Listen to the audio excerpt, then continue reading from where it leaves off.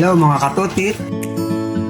Meron po tayong gagawin ngayong Hanabishi mixer para sa mga mahilig mag-bake. Ang problema po nito ayaw mag-spin. Kailangan natin unang gawin check tayo ng makuha tayong tester.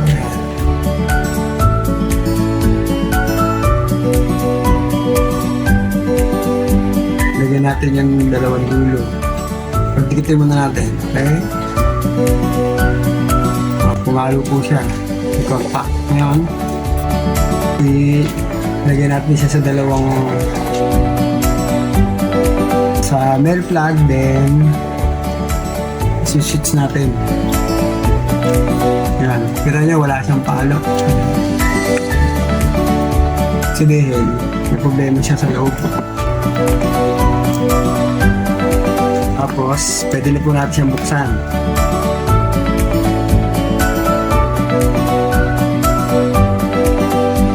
Dito nyo lang ito Tapos ito. Bigyan natin. Ito may lock dito. Okay. Then, natin. Yeah.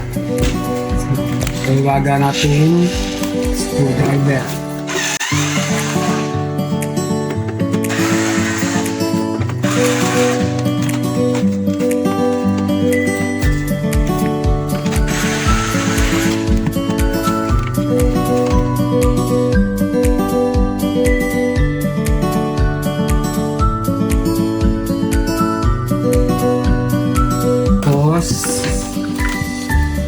May switch siya doon sa loob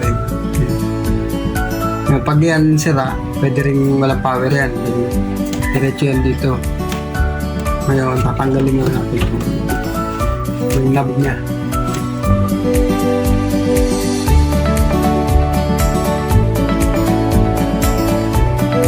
Tapos, meron siyang dalawang pag-knob.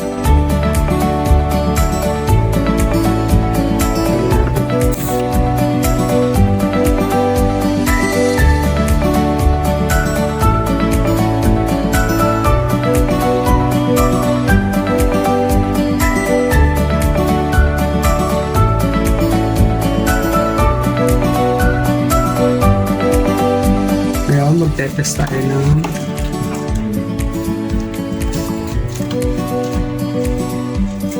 kunin muna natin yung switch.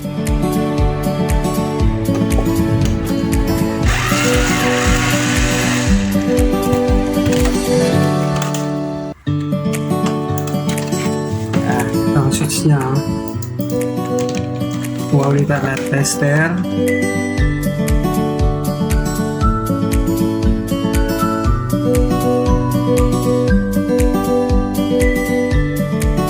Times 1 mapapalo siya. Lalagay niyo yung test probe bilaan.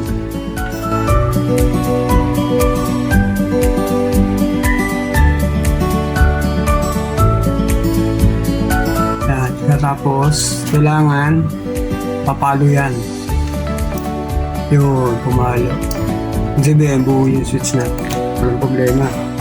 Ngayon, ito naman tayo sa AC cord. Dapat continuity.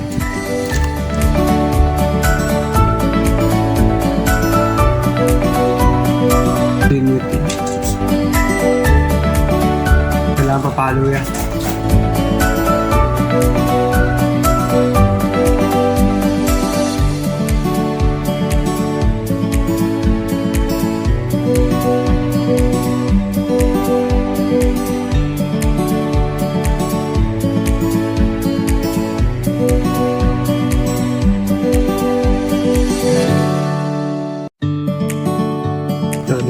Tayo sa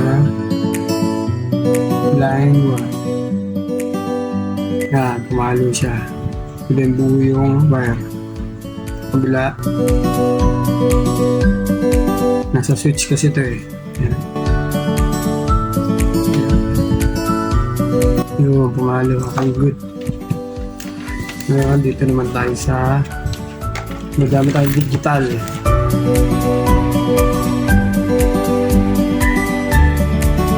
Tested na eh.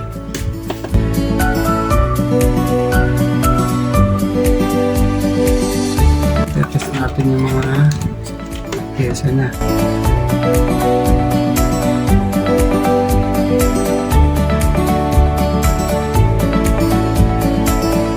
Tester.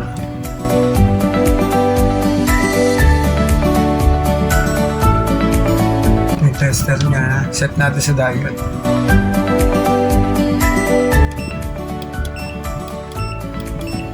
Diode. Ito yung mga diode niya. Ang binaliktad mo,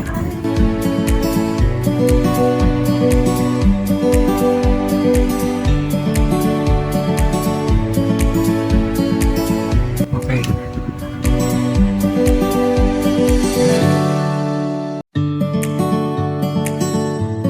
Okay din. So, check natin. Ito. Triax niya.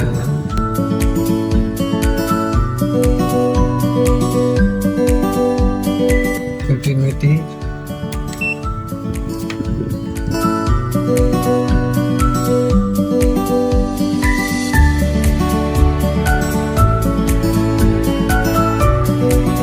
Okay, hindi naman siya shorted. Okay. Hindi rin siya shorted. Ito plug in natin. May makita natin yung voltage check tayo.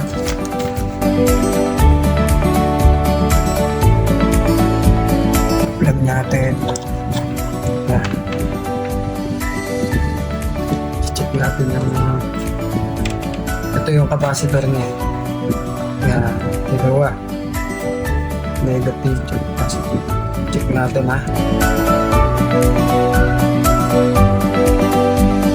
Oh, wala siya ay nasusukat. Binaliktad na.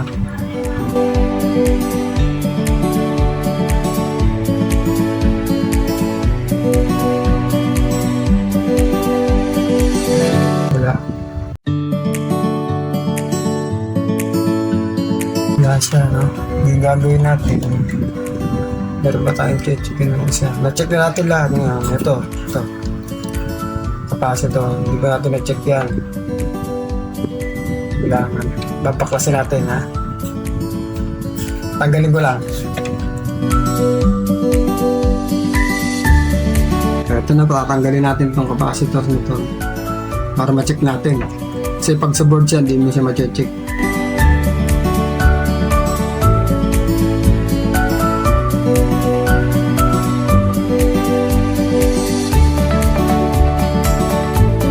Kuha tayo ulit ng tester.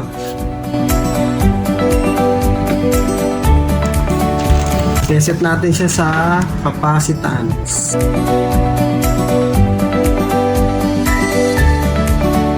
Tapos tester natin kung may value pa ba to, wala na. Yun, mata niyo po 0.105.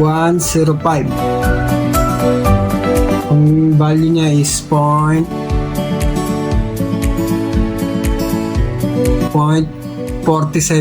UF.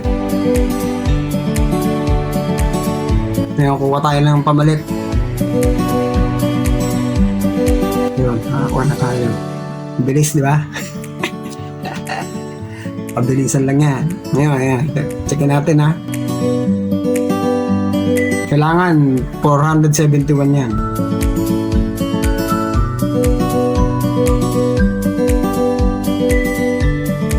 Yun, 4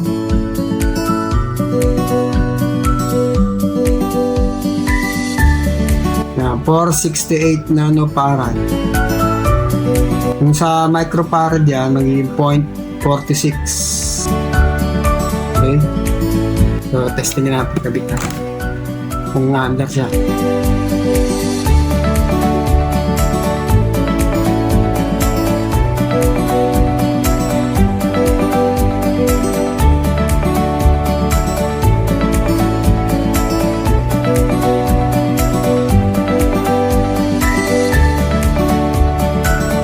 soldering dito.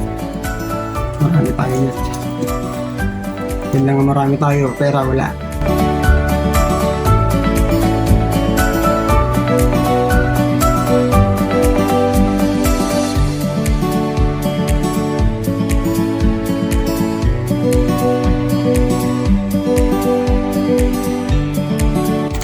Tuklasin natin siya para malinis.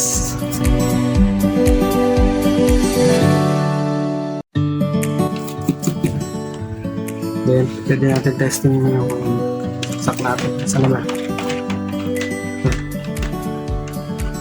Saksak muna natin ha.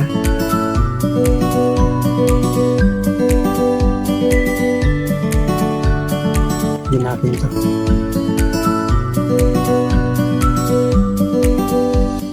Ngayon po, sasampulin natin kung under na talaga siya.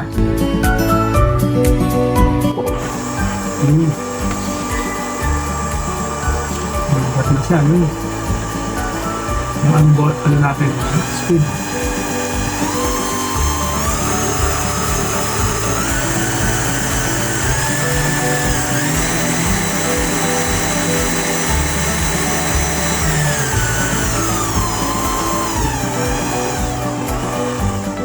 Okay po, sasara muna natin. Babalikan ko kayo.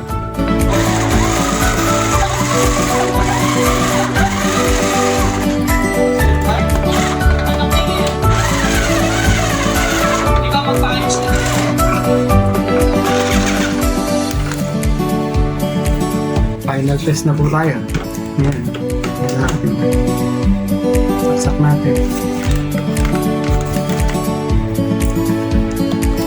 Yan, hindi po under yan. Kahit i-switch niya kasi i-switch nito yan. Dito ba natin? Saan ba yung lagyan natin ng para makita natin ang ikot. Okay. Oh.